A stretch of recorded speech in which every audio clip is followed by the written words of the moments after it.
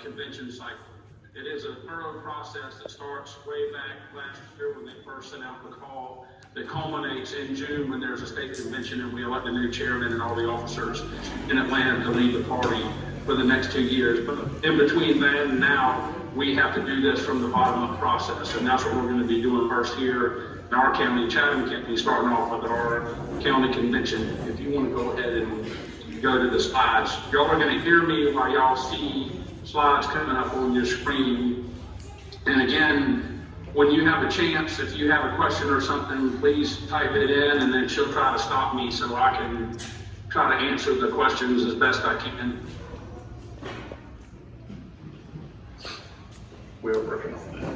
Anyway, right here, this is our wall of membership. Anybody who pays $100 or $200 or $50 or more gets an elephant on the wall, which now that's wrong, but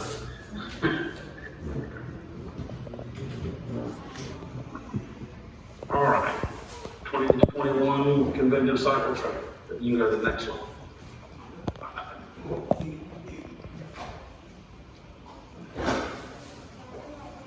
All right, as you can see, we already had our precinct caucus. Us and about 15 to 20 other counties who had over 80,000 were able to have a precinct caucus separate from their county conventions, and it's a good thing we did because we had a record number since 1980 show up.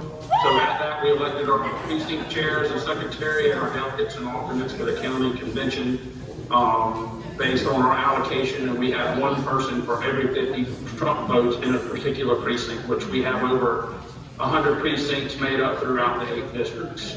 At the county convention, we're going to elect delegates and alternates to the state and district conventions, elect our county officers, adopt any rule changes if we get any, adopt resolutions if we get any, and then fulfill our county delegate allocation for district and state information. Just quickly going back to the alternate and for the state and district conventions, we are working on those lists. We just ask everybody to be patient. You're going to see in a later slide with 200 people coming, not all 200 said they wanted to be delegates to one or the other. But if you have changed your mind and you don't want to go to the district or the state convention, please send us an email and let us know, because we're trying to do our best to include as many people as possible, including new people. One of the things we're going to try to do is break it up. We're going to try to send as many new people as possible, probably a little more new people to the state convention than the district. The state convention is a completely different dynamic than the county and the district conventions. They're almost the same. For those of you that have never been to a state convention, it is really an unbelievable experience. So we want as many people to be able to go. One thing I should tell you, especially there's a lot of husband and wife things, and the state really asked us to be very cautious about including spouses as delegate and alternates and things like that. If you are picked and you're married and you're a delegate or an alternate, your spouse is allowed to go as a guest. So there's no reason you can't go together. There will be a section for guests at the convention as well, and that includes anybody. So we have like 160 people wanting to go, and we only have 150 spots for the district. We're going to fill that in, but we only have 104 spots between district. We have 52 delegates and 52 alternates for the state convention. So we're going to have to combine, do our best we can to mix some veterans with new people, but we are going to try to get a lot of new people as delegates to the state convention. I'm personally even going to go to as an alternate to let somebody participate fully. All I have to do to fulfill my obligations as the state committee member and a member of the permanent state rules committee is please pick an alternate, and I can still participate on those committees and do my duty on those things. So I'm just going to offer myself as an alternate and allow somebody to go that haven't even gone before. The next thing on the screen is the district. We will elect district officers and state committee members. There will be a slide on that when we get there later. The district, we'll go into a little bit more. I will talk about that at the county convention if we have time. I'm technically the past chairman of the district and serving as the first vice right now, with that and putting that convention together. It will be in Jessup on May the 15th at 10 o'clock at a place called Station 6. right there in downtown Jessup. It's a great facility. I've already been there twice. We looked it out. We're going to get everything set up and have arrangements and everything.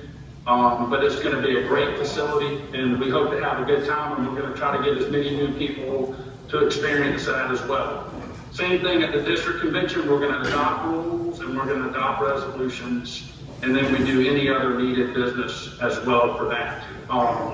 So we'll talk about that. Then you go to the state convention.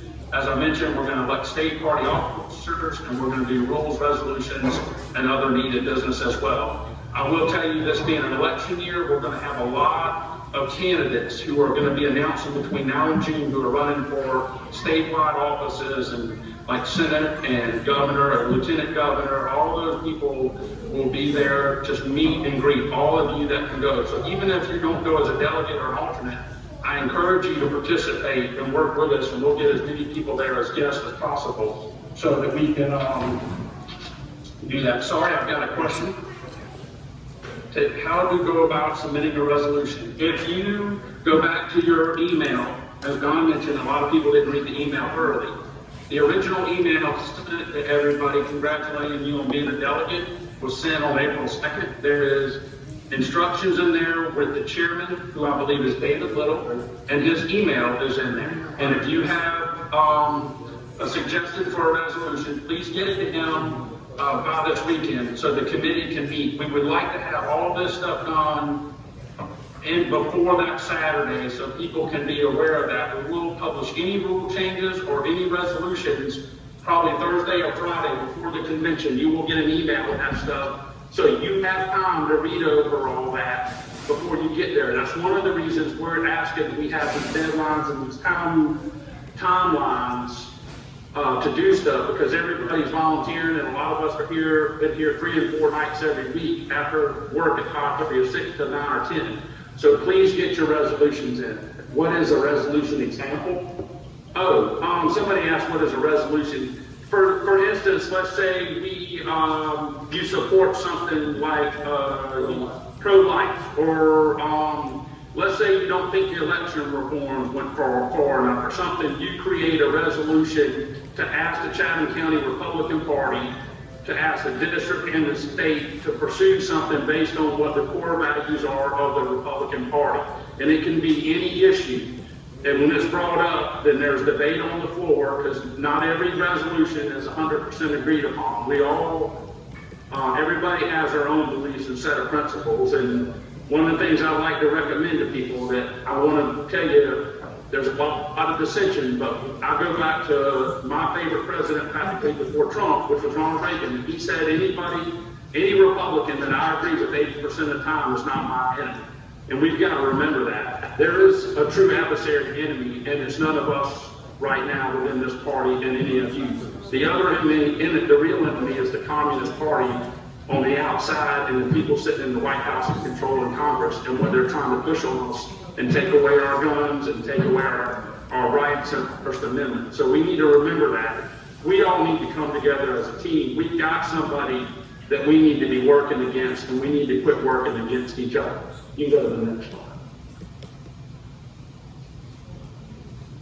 Then you get sample resolutions, they can call Dave and get some. Okay, yeah, if you want to call the chairman of resolutions, he will get you a sample of a resolution. But if you just draw something up, kind of what you're wanting to deal with and address, they'll be able to do that.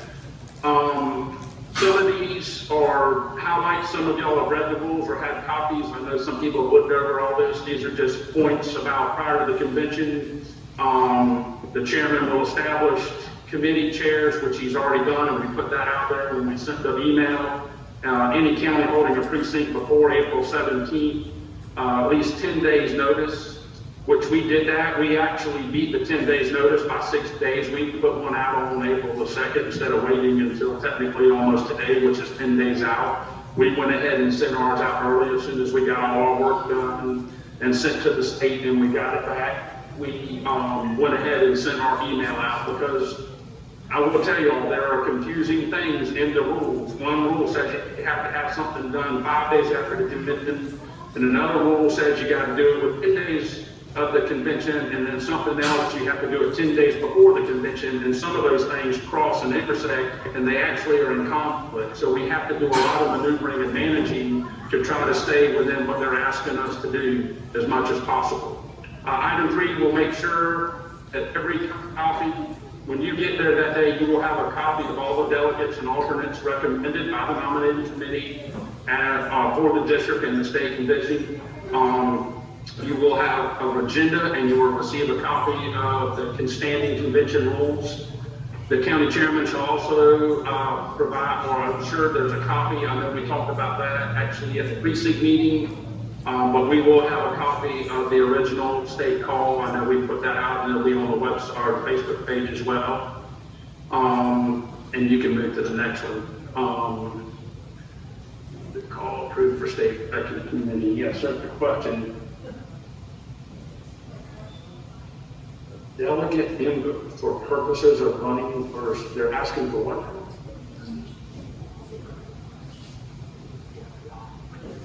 Okay, all right, I'll get to that when we get to that section.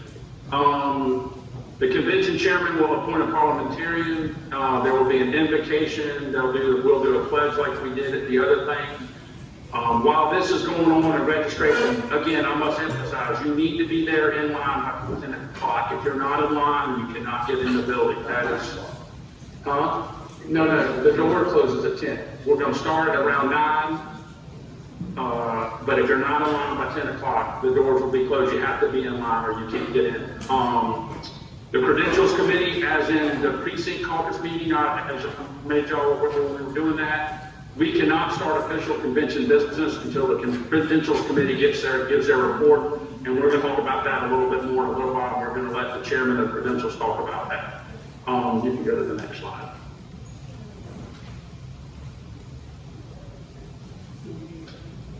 First is taking all right. At this time, we're not going to have to worry about seating any alternates. Everybody that came to the precinct meeting are going to be delegates. The convention should recess to allow alternates. We're not going to have to worry about that. The convention chair will then call the rules committee based on if there are convention rules that will also have, we will have a copy of Robert's Rules of Order on hand as well if something is not covered and comes up. Then at that point, we will go into taking up the reports from the various committees like rules and resolutions, and we're going to talk about that a little bit more as well in just a minute.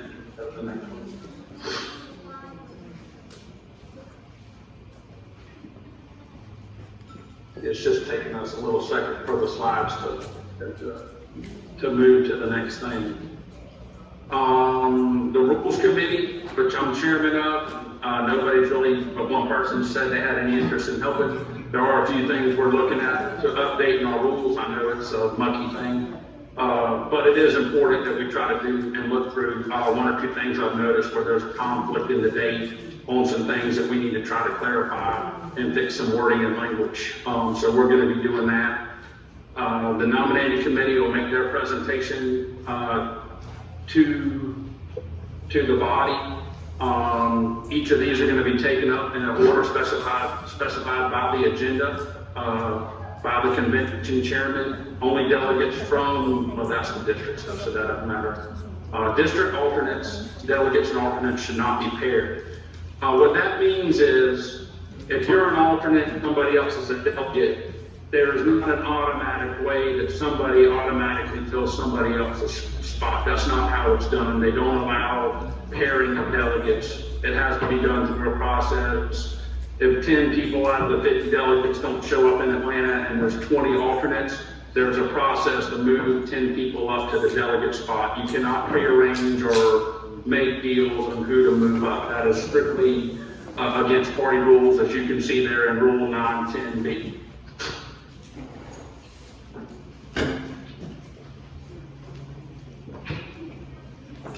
Resolutions committee will make their report, and once all the convention business has been completed, there will be a motion to adjourn. As you can see, item 21 is where a lot of us have a lot of work to do. When it's over, we have to fill out a lot of paperwork, a lot of things have to be signed, a lot of information has to be put on Excel spreadsheets, stuff has to be sent to the district chairman and the state GOP. within a 5-day period. Well, they give us till Friday, they don't count Sundays, thank goodness. But all that stuff. Also, anytime we change the rules, we have to follow those per state law with our local board of elections, because we technically are a registered part of the board of elections, and then we have 2 of our people that are elected currently to the board of elections. So all that work, well, what we do, we just did the precinct we have to do the same thing after this convention and put all the stuff together and get it submitted properly to the state, up there in a timely fashion or within 5 days. You can go to the next slide. Any other questions? Nothing so far?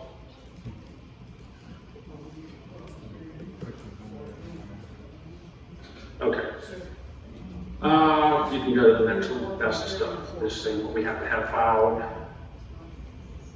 And they do allow us to.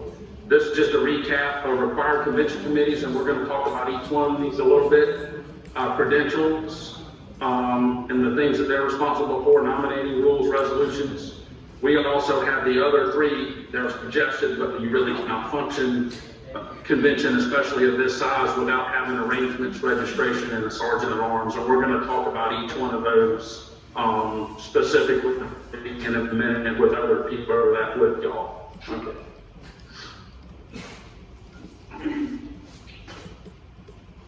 All right, I'm going to introduce Carrie Johnson, who is our chair of the Credentials Committee, but has also helped with registration and arrangements. And she's going to go over the next few committees and what we're going to do and how we're going to be set up and ready for y'all to show up at Coach's Corner.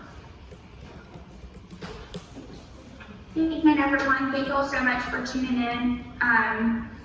Convention is an important process for the county GOP, and with so many new people getting involved this year, we just really appreciate you all taking the time this evening to learn a little bit about the process so we can make county convention run a little more smoothly.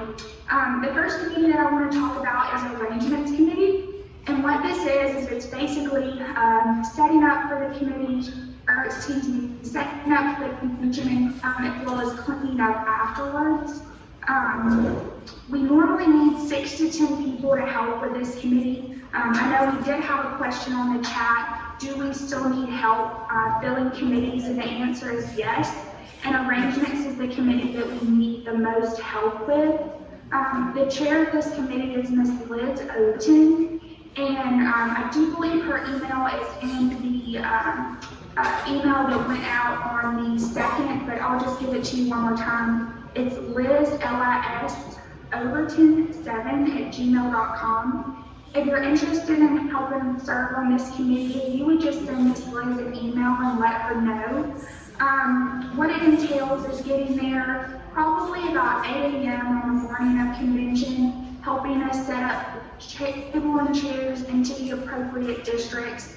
As at the precinct meeting, we will have coffee and a continental breakfast of sorts, donuts and pastries. So just making sure that all of that is set up, the podium set up for speakers, and then staying for about 20 or 30 minutes after the convention to just make sure that we tidy Coach's Corner back up and get it set up so that they can operate business for the rest of the day and evening after we leave. So again, we need about 6 to 10 people to serve on that committee. So if you are interested, just let Ms. Liz know, and she'll be give you all the details about how you can further help serve with that committee. I believe next is going to be should be our registration slide, just waiting for it to pop up.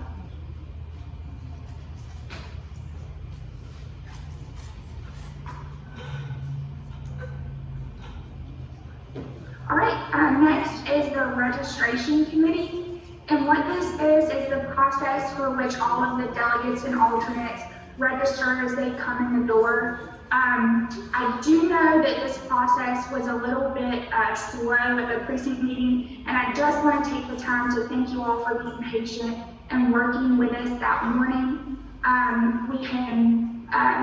We thought we would be able to get everyone pre-registered for a precinct caucus meeting, and at the last minute, the state GOP's changed some forms on it. So the forms we originally had everyone fill out were no longer the forms that needed to be submitted. So that slowed us down a little bit. But we have course corrected for the county convention. And what you can expect on the day of convention is there will be 4 separate lines for anyone who is pre-registered. That pre-registration link was sent out in your delegate email, but I'll give it to you one more time, and it's Chatham County GOP Convention 2021 at eventbrite.com. That is the pre-registration link. You can register for the convention as well as pay your convention fee, which is $20. If you register online prior to the convention, I believe we're shutting it off Wednesday the 14th will be the last day to pre-register for the convention. So if you filled out all of the pre-registration paperwork and paid your $20 convention fee, you'll be able to go to one of the 4 pre-registration lines. They'll be split up in alphabetical order by last name, and we'll already have your name tags pre-printed. So when you come in, you just find the line that's associated with your last name, grab your agenda and your name tag, and you'll be ready to go. We'll have a separate line for anyone who hasn't pre-registered or doesn't feel comfortable paying online. If you have a chance to read the Eventbrite page, you'll notice there are 2 ticket options. One is if you want to pay online using a debit or credit card. We know some people don't feel comfortable doing that. So we have offered a free ticket, which allows you to go ahead and fill out your paperwork, but you can pay on the day of convention with cash or check. So there will be a separate line for anybody who has not registered come the day of convention or still needs to pay cash or check. So we hope that this process will allow things to go a little smoother and get everyone in faster. As Carl mentioned, the doors will open at 9 a.m. So if you haven't pre-registered or don't feel comfortable pre-registering, then I would suggest coming right at 9 or shortly after so we can get you registered in a timely manner and get the convention started. And just a reminder that registration and doors will close at 10 a.m. So just make sure that you're there before doors close and you should be good to go. And we'll move on to our next committee, which I believe is going to be the Credentials Committee. The Credentials Committee, our main goal is we give the total voting streak of the convention based on the number of delegates and alternates that were credentialed from the mass precinct meeting. Our job should be pretty easy this year because we did not meet the quota of delegates. So we have no alternates. Everyone that was credentialed from mass precinct meeting is attending the county committee as a delegate, not an alternate. So we shouldn't have to elevate anyone from alternate status. So what we'll be doing after registration ends at 10, the registration will give their list to myself and the Credentials Committee.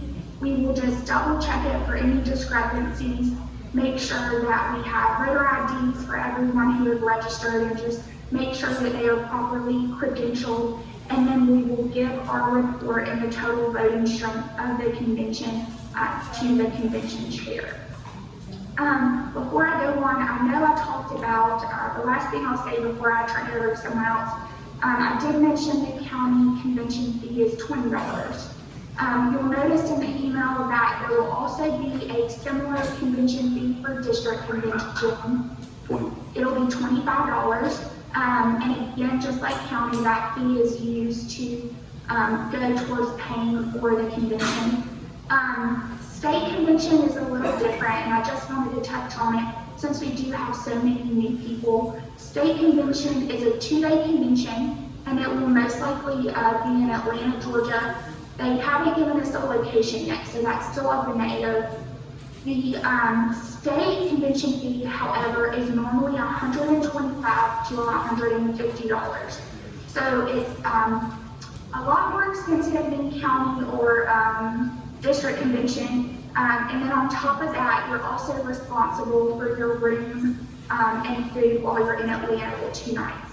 So I would tell most people, if you're planning on being a delegate or alternate to state convention, plan for about $600. That's your hotel fee for both nights, Friday night and Saturday night, as well as your convention fee. So just want to make sure that anyone who's interested in attending that convention isn't surprised by the amount of money that it takes to go, since it is in Atlanta. We just want to make sure that you have that information in advance. So thank you all.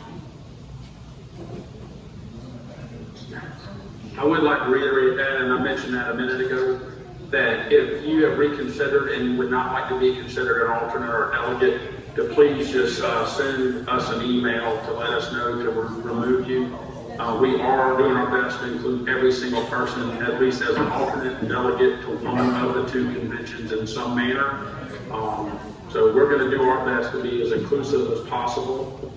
You said there was, what was the questions about the delegate? The only people, first of all, let's address something, because we had 2 complaints today that have been sent to the state GOP and the attorney. Apparently there were people using their phones to take pictures of private personal documents at the precinct meeting. When somebody filled out a form for the precinct meeting with their name, date of birth, address, cell phone number, and email, that information was for the intent of the Chatham County and Georgia Republican parties only, not any third party.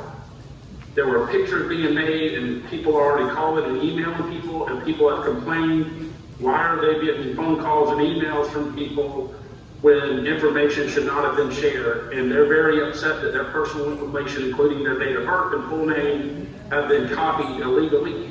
That is now in the state hands, and they will be guiding us on what we're going to do to how to proceed with that issue.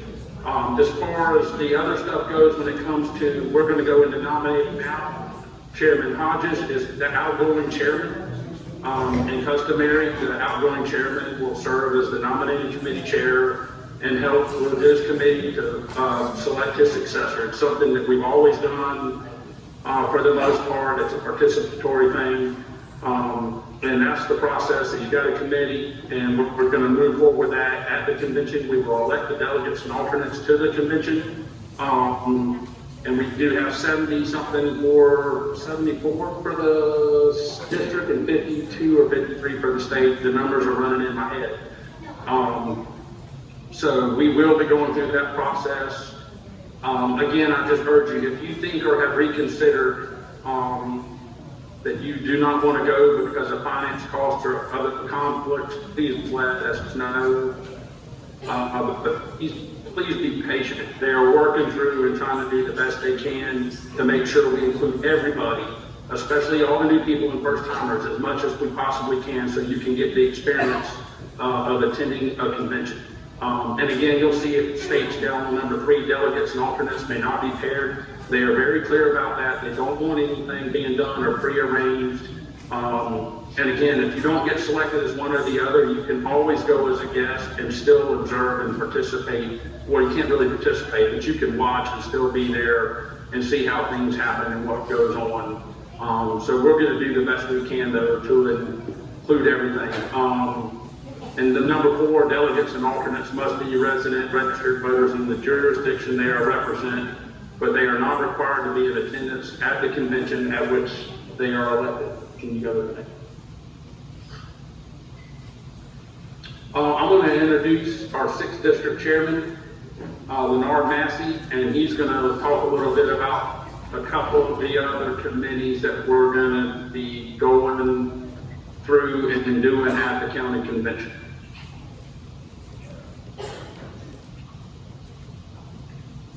Again, my name is Leonard Massey. I'm the 6th District Chairman, current 6th District Chairman, Chatham County Republican Party.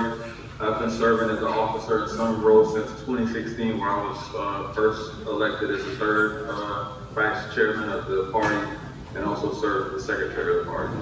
We're going to go into the Rules Committee right now. The Rules Committee shall prepare and present to the convention a proposed agenda, prepare and present to the proposed convention standing rules, prepare and present to the convention any amendments or additions to the county party rules, which amendments or additions must be not in conflict with Georgia law or GRP rules. Also, a county or a district is not required to adopt or re-adopt rules at the convention if there is no change to the existing rules. We're also going to go into the Sergeant of Arms Committee.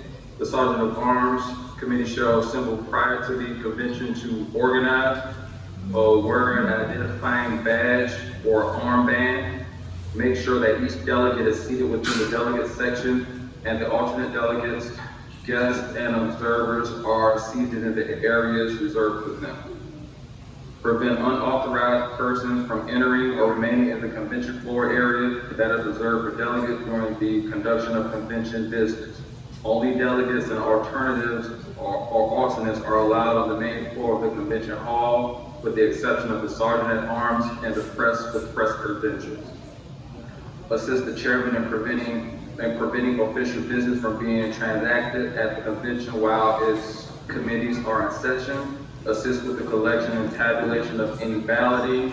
Assist the convention chair in whatever reasonable action is necessary for the good order of the convention. An important note is that the Sergeant of Arms Committee is never to use physical force. We're also going to go into the Resolutions Committee. The Resolutions Committee shall present to the convention any proposed resolutions to be considered by the convention.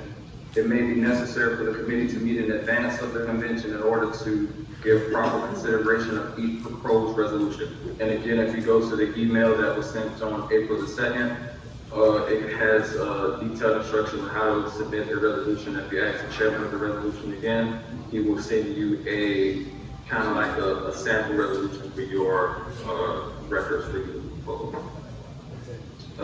That's all the committee rules and Sergeant of Arms reports and resolution reports that I have at this time. I'm going to turn it over to Don Hodges to, turn it over to Carl Smith to wrap it up for us. Real quick, this is a sample agenda. It's in the planning manual. I know we talked a little bit about this, but we're going to try again. We need everybody in line registered. 10 a.m., no exceptions, can nullify the convention. If you see that, there'll be a call to order by the chair, invocation, pledge. If we can find somebody to sing the national anthem, we're going to do that. We're going to do the presentation again of the call, which I know we'll probably make a motion and then we'll dispense with the reading. We'll do recognition of individuals, elected officials, dignitaries, other people who are there. Convention committee chairs will be announced and you'll be able to see those people in person.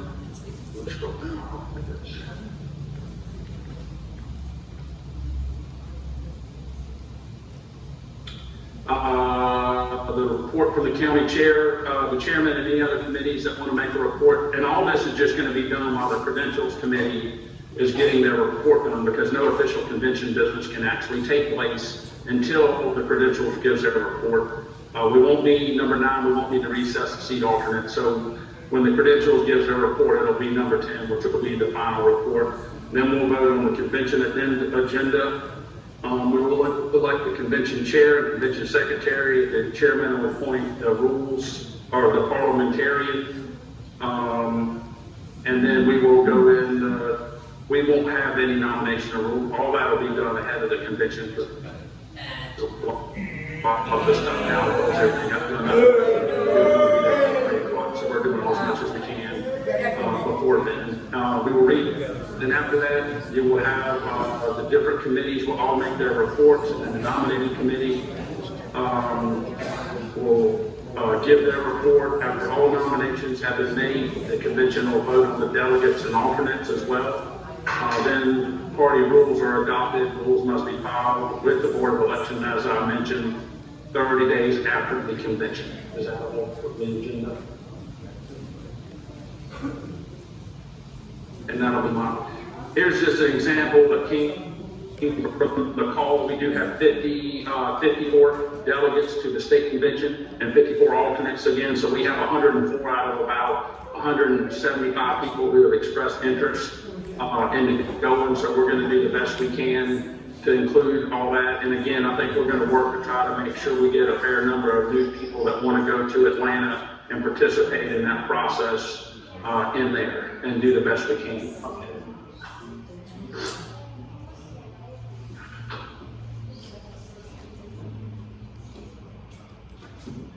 This is where it shows Chatham County, if you come down a few, we had 53,237 votes for President Trump in the 2020 election.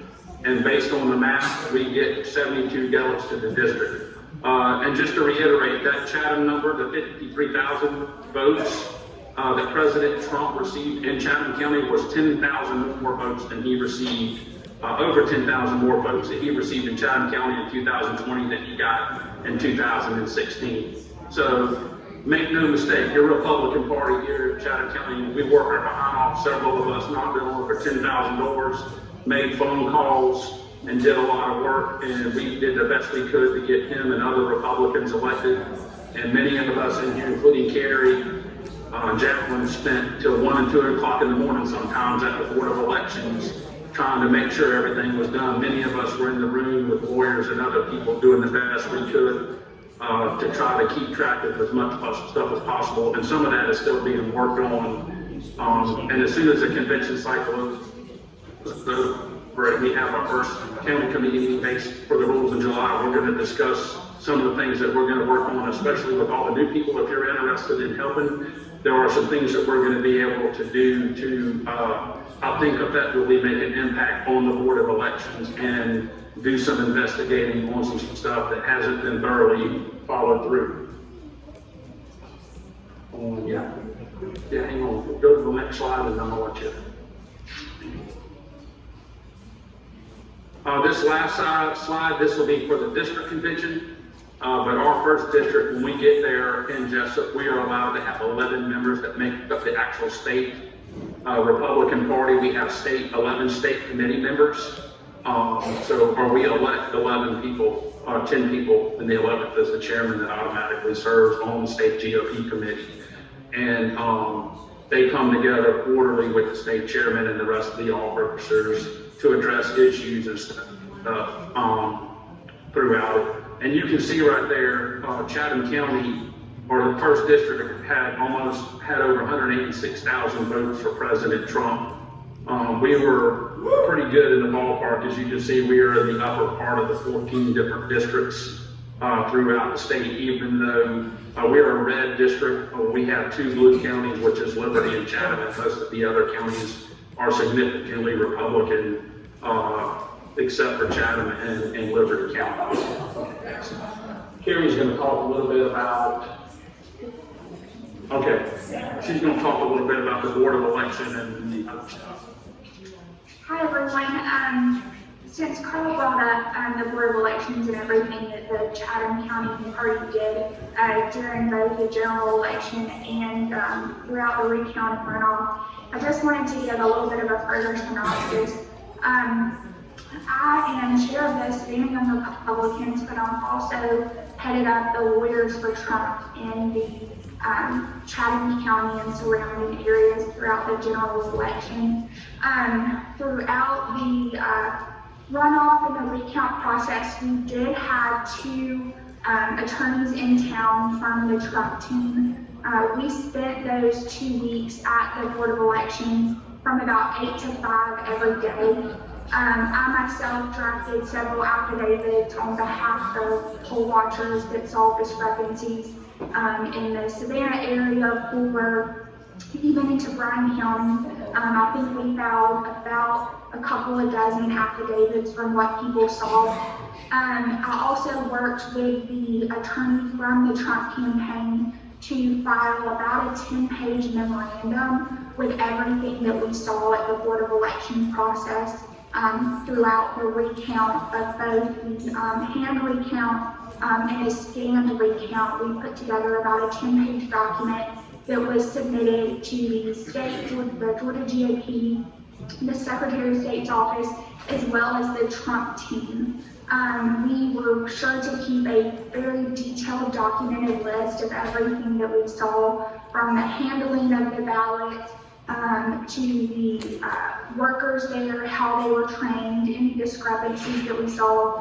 I myself sat on several voter review panels throughout the 2 weeks, and there were so many discrepancies that I stopped signing off on the ballots. I wouldn't sign my name to anything that had discrepancies that couldn't be accounted for or justified. And we've documented all that. We have that detailed. And as Carl said, once the convention process is over, we're going to use that 10-page document that myself and the Trump team worked to create to make changes going forward with the Board of Elections. Not just the processes that are used, but how the workers are trained, making sure that everyone's trained the same and trained according to the state rules. So that was a big effort for us. I know a lot of people have been told that the Chatham County Party was silent during the recount and the runoff, and that's just not the case. We spent hundreds of man-hours at the Board of Elections office and worked hand in hand with the Trump team. We've had, as I said, 2 attorneys from the Trump victory campaign that were from DC that were here with us the entire time, and we worked hand in hand with them to document those discrepancies, not only for the purposes of trying to get him elected, but so that we can make corrections and course correct with the Board of Elections moving forward. So just wanted to address that. Thank you. We're looking through, there's not really any other specific questions. Who is the parliamentarian? Oh, the parliamentarian will be the person the chairman picks to answer any questions when it comes to procedures on the rules and things like that. We may actually end up having the state assistant parliamentarian at our county meeting. If he doesn't show up, I'll probably end up serving like I've had as a parliamentarian the last several years or whatever. But we're hoping to have the state assistant parliamentarian here. So that will help a lot if he's been able to make it down. We've asked him to come down. The last part was the rules. We were going to glance through those. I know there's a lot of pages and we're at 7:48. I'm not sure if anybody has any specific questions, but I am serving on the rules committee. And if anybody would like to serve on that with me, we'll try to have a meeting one night next week. If anybody would be interested, we'll probably be here at headquarters one night for a couple hours.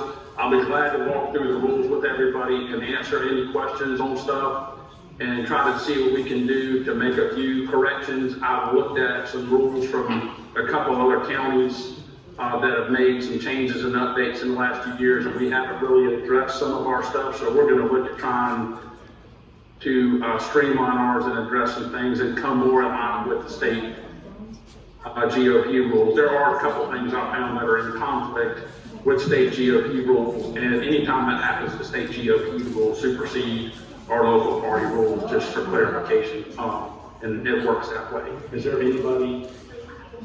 Yes.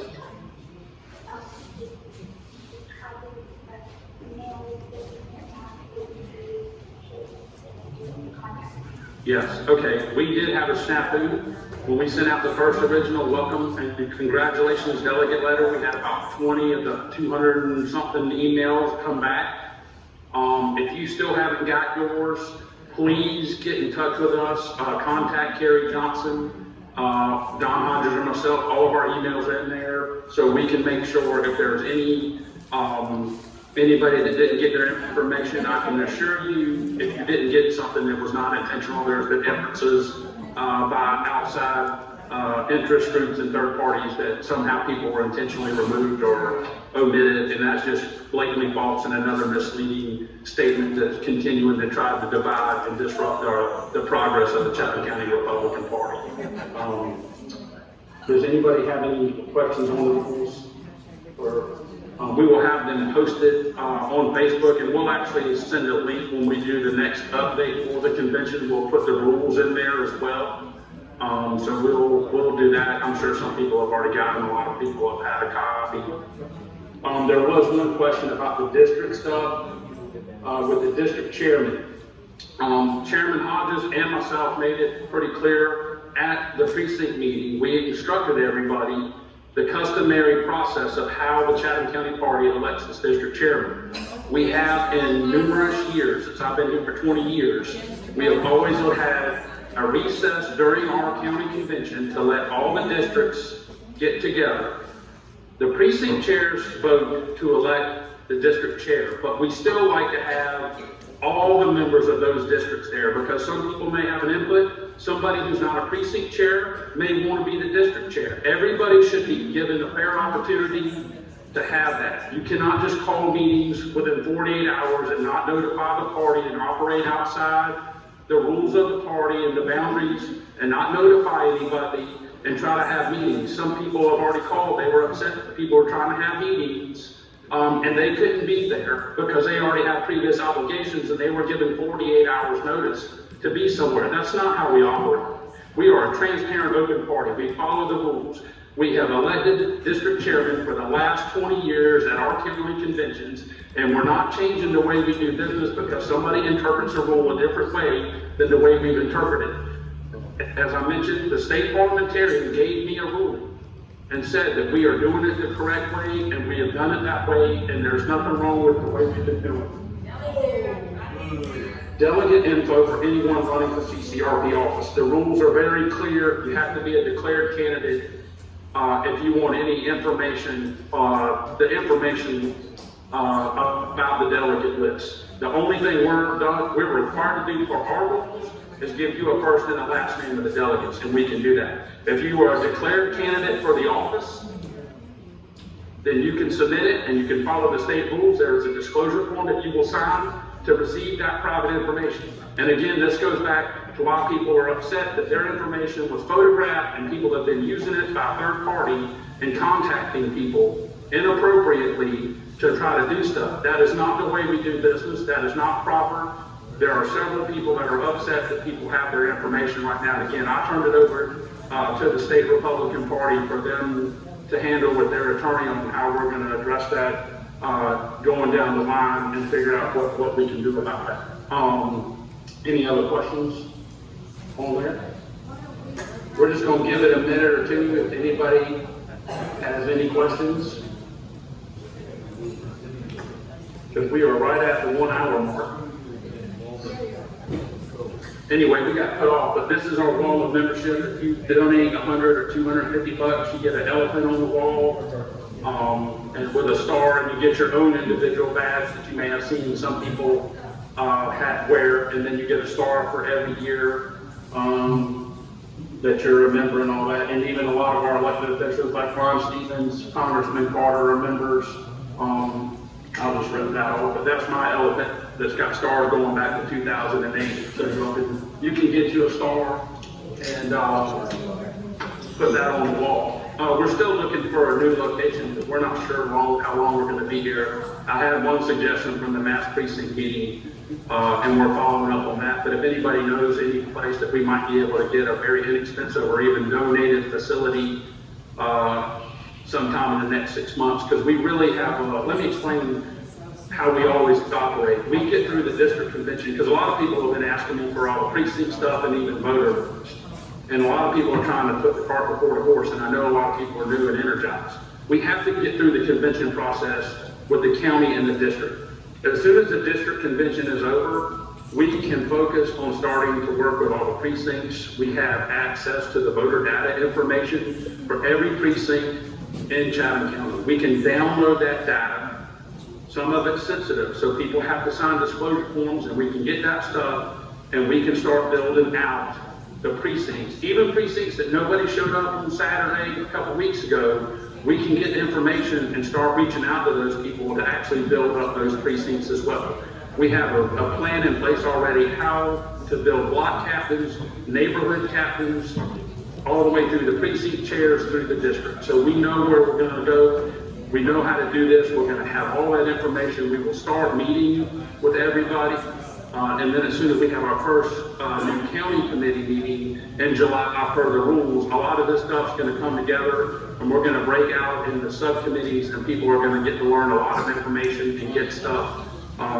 So don't lose your energy. A lot of you that were there, don't lose your energy. We just have to work through some of this process to get through some of these conventions, because there's a lot of work being done to get us there and get through it. And even after they're done, there's a lot of work, as y'all saw, what we're required to do.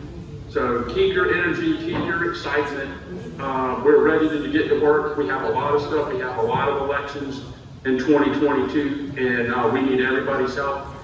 We can work hard, turn Chatham as close to red as humanly possible, but it's going to take a lot of work. We've got some good plans for community outreach and to go in and do some stuff and try to expand our voters with voter registration and taking our values and principles to places and to try to build our party based on what we believe in and stay positive and get more people in here. We're a big tent. And is any other questions? Nothing? Well, we are right at 8 o'clock. I want to thank everybody for joining. If y'all do have any questions or something comes up later, please feel free to give myself or the chairman or anybody a call or a text. And we look forward to seeing everybody in a couple of weeks at Coach's Corner. And until then, thank you and God bless America. Thank y'all.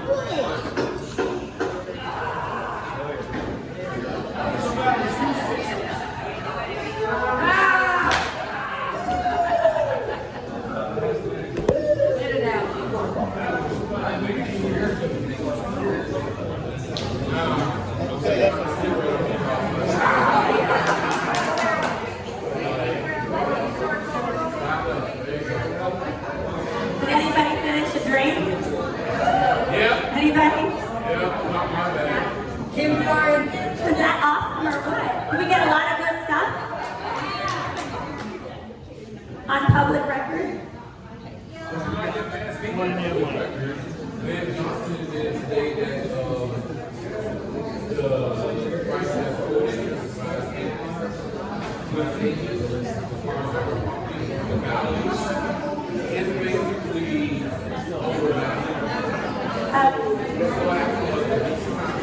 So everyone, thank you so much for listening. We're going to go ahead and chip through our slides. Ben Adams is just full of information tonight because he went down to City Hall. Ben, do you have to let it out? Do you want to let it out? Okay. Okay. So Ben had led a group to City Hall in Savannah today. Let's hear from Ben real quick. Take a break from the party for a quick second. A little, something, purification. Just a little purification. How y'all doing today? Y'all all right?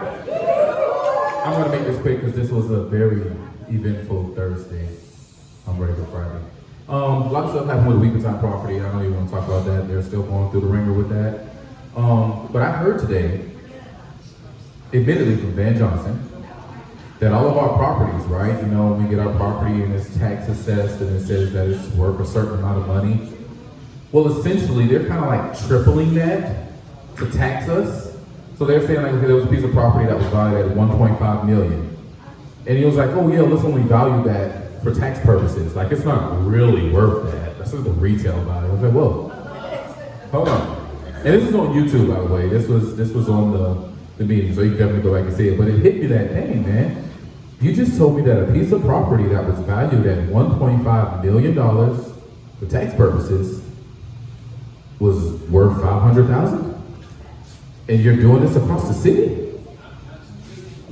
Now to me, it kind of admitted that they were like doing a little racketeering situation. I mean, that was kind of what I picked up. And then all day, my mind has really been on, like, ever since he said that, it was like, geez, this man has been raping us for tax money. That's crazy. So, yeah, that's something to think about, guys, that taxes that you're paying, and we're really overpaying in taxes. We're really overpaying in taxes. So, outside of that, I'll find out more about the Weeping Time property. We'll talk about that later. People might not know about that. Okay, so the Weeping Time, I'll bring that up right quick. The Weeping Time property is a piece of property, so historic bad moment in U.S. history, all right? Biggest slave trade ever in the U.S. history happened here in Savannah, over in West Savannah on the a racetrack. It was a weeping time, is what it was called. The reason it's called a weeping time is because during the whole slave sale, it rained the entire time, all day, rain. So they basically said that God was crying on his children, so they call it the weeping time.